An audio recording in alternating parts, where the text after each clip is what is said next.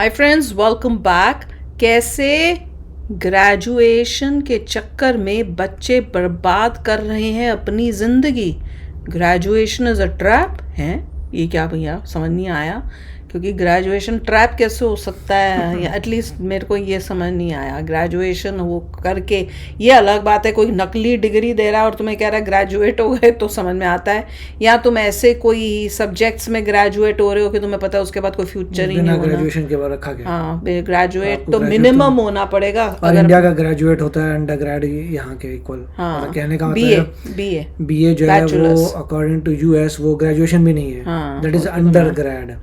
तो already norm quality बहुत कम कर रखी है कि बोलते हैं ग्रेजुएट हूँ, ग्रेजुएट से बैचलर्स डिग्री है। यहाँ पे बैचलर्स डिग्री को ग्रेजुएट नहीं माना जाता, आपको मास्टर्स लानी पड़ेगी तो ये ग्रेजुएट। बिल्कुल। तो यहाँ पे ये एक शॉकर लगता है कि आपने पहले ही लेवल कम किया हुआ है, उसमें भी अगर आप बैचलर्स नहीं लेंगे तो लेंगे क्या। एग्जैक्टली। तो चलो वीडियो शुरू करते हैं। वीडियो शुरू करने से पहले अगर आप चैनल पर नए हो और आपने अभी तक सब्सक्राइब नहीं किया तो जल्दी से पहले सब्सक्राइब के बटन और बेल आइकन को क्लिक कर लो ताकि आपको हमारे सारे न्यू वीडियोस के नोटिफिकेशन मिल जाए जैसे हम अपलोड करें। अगर आपको वीडियो पसंद आता है प्लीज लाइक एंड शेयर। चलिए शुरू करते हैं। इसको टॉनिक पिलाओ, शिक्षा जरूरी, शिक्षा जरूरी। क्या जिंदगी भर हम लोग पढ़ते हैं? ऐसा कोई जरूरत नहीं है यहाँ पे। क्या आपने ग्रेजुएशन करा के एक बच्चों से जिंदगी का सबसे बहुमूल्य चीज छीन लिया और ग्रेजुएशन का सर्टिफिकेट पे तुम कुछ नहीं कर पाओगे। कि शिक्षा का उद्देश्य संस्कार विकसित करना है, माँ बाप संस्कार सिखा के भेजे हैं। किशन क्या करता है ना, आपको आपके पास अगर जो साम्राज्य है उसे बचा के रखने में क्षमता देता है, तो क्या तुम्हें पहले साम्राज्यवा तो दे। कैपिटल नहीं आ सका तो हम आग लगा देंगे डिग्री और डिग्री देने वाले दोनों में। तुम्हें कोई कितना बेवकूफ बनाए,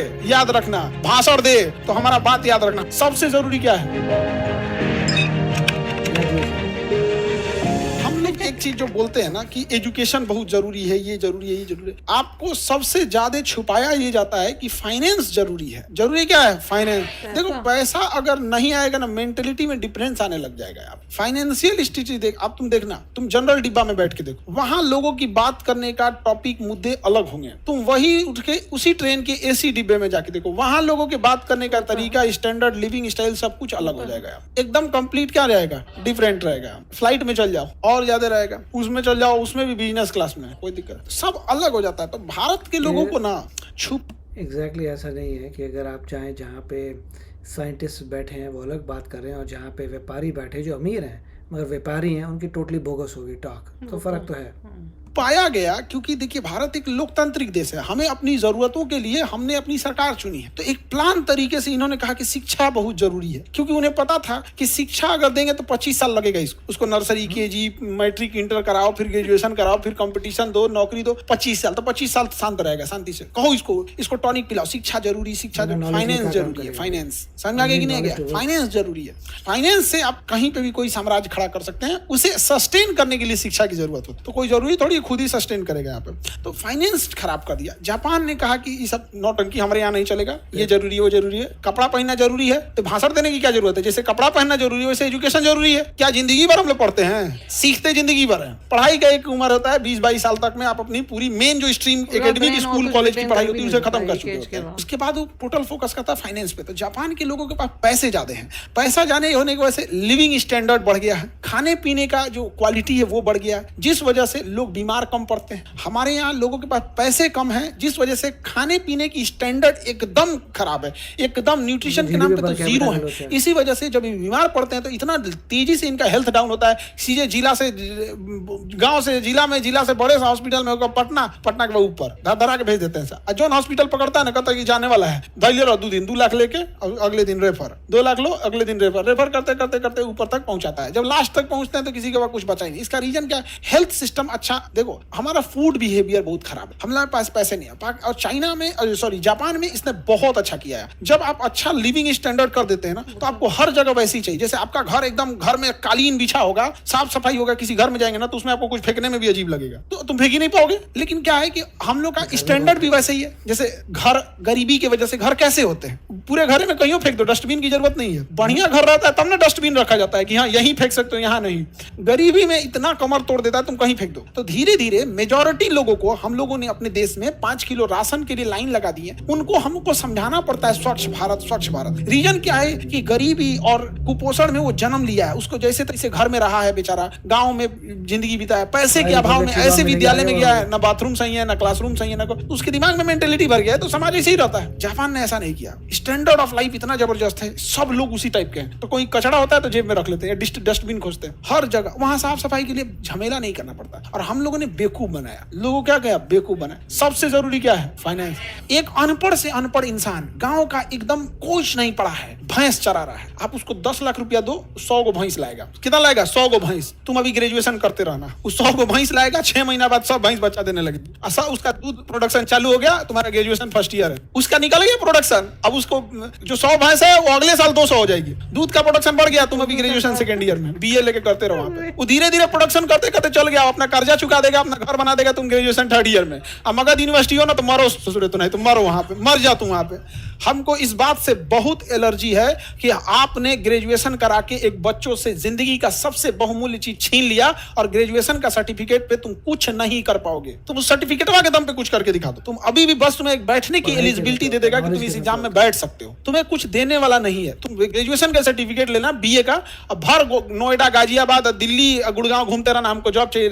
बीए के बाद इंटर का बीए क्या मतलब है? जापान ने इन सारी चीजों को समझाया। सबसे जरूरी चीज अपने दिमाग में बैठा कर रख देना, पूंजी होती है। क्या होती है? पूंजी। पूंजी सबसे जरूरी। अगर आपके पास पूंजी है सब कुछ कर सकते हैं। अंगूठा छाप इंसान जो दूध दूधता था, उसके बाद पूंजी आया, खटाक से स्टेटस बदल गया। अब वो कच्चे घर से पक्के मकान में जाएगा, मकान में जाएगा, ठीक ठाक रखेगा वहां पे, फिर पहनावा ओढ़ावा, खान पान, बात करने का तरीका, मेहमानों को ट्रीट करने का तरीका, जो पहले खटिया बैठा के लोटा में पानी देता था, सोफा टेबल पे बैठा के नाश्ता देगा, बंद बोतल का बिस्लरी थमाएगा, उसको स्टैंडर्ड बदल गया कि नहीं? और उसको लोग कहेंगे कि गांव के लोगों के पास उतना रेस्पेक्ट नहीं है। ये नहीं बाबू, पैसे ने कमर तोड़ दिया हिंदुस्तान का, और अमीरों के लिए चीजें अलग हो गई, गरीबों के लिए अलग हो गया। फिर थोड़ी थोड़ी चीजों के लिए गरीबों में किच होता है। तुम इधर पानी मत बहाओ, तुम ये मत करो, वो मत करो। बड़े लोगों के घर कोई दिक्कत नहीं है। समझ में आ रहा है कि नहीं? जापान ने अपने इस सिस्टम को, लोगों को वहां पे एकदम ट्रीट किया बेहतर ढंग से, और हम लोग को सबसे खराब तो बर्बाद किया सब झारखंड और बिहार वालों, सबसे खराब किया यहाँ पर। इन लोग को अभी नहीं बुझाता, अभी बिहार वाला फैक्ट्री खोजता है सब। नॉर्वे दुनिया का सबसे खुशहाल देश, देखो,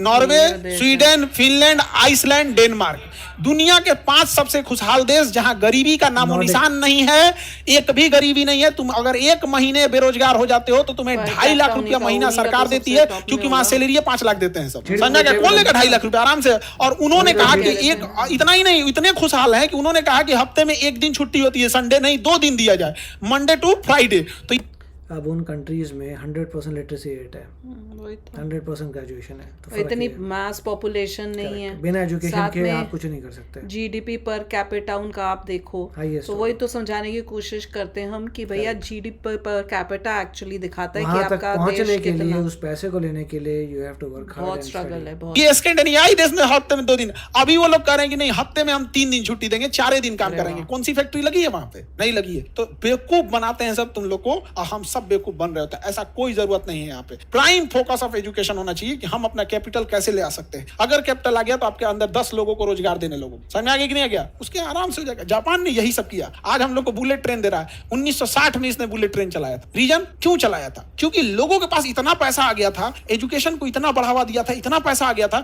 कि लोगों को 6 घंटा 7 घंटा ट्रेन में बैठना बोरियत महसूस लगी थी। उन्होंने गवर्नमेंट से पूछने लगे थे कि ये क्या तरीका बना रखा, हम 6 घंटा 10 घंटा ट्रेन में बैठेंगे। तो वहां मजबूरी बन गई कि क्या होगा, बुलेट ट्रेन लाया, और हम लोग वंदे भारत पे खुश हैं। वंदे भारत पे खुश है, कोई स्पेशल ट्रेन नहीं है वंदे भारत। इस गलतफहमी से निकाल दो, उसे स्पेशल ट्रीट किया जाता है। एक वंदे भारत 20 ट्रेन को डिस्टर्ब करती है। कौन सी स्पीड भाग रही है? एवरेज स्पीड 120 है। वंदे भारत की एवरेज स्पीड 120 है। मार वंदे भारत, ये वो रीजन हम लोग का जो लिविंग स्टैंडर्ड है वहीं ले आके सीमित कर दिया। भाषण देता है कि शिक्षा का उद्देश्य संस्कार विकसित करना है। माँ बाप संस्कार सिखा के भेजे हैं, और कौन तुम लोग का किताब में सिलेबस है संस्कार का? तो नहीं बताओ। अगर संस्कार माँ बाप नहीं सिखा के भेजते हैं तो 500,000 क्लासरूम को संभालने वाला एक अकेला शिक्षक नहीं संभाल सकता था। ये किसके बदौलत? संस्कार। तो भाषण देता है सब यहाँ। जापान को टेक्नोलॉजी, पैसा अगर नहीं, कैपिटल नहीं आ सका तो हम आग लगा देंगे डिग्री और डिग्री देने वाले दोनों में। बिना मतलब का नौटंकी करके रखा है।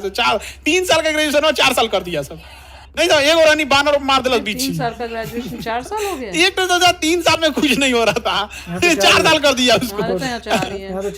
ना सेमेस्टर कर दिया। इस सेमेस्टर से सबसे ज्यादा फायदा जानते हो किसको होगा?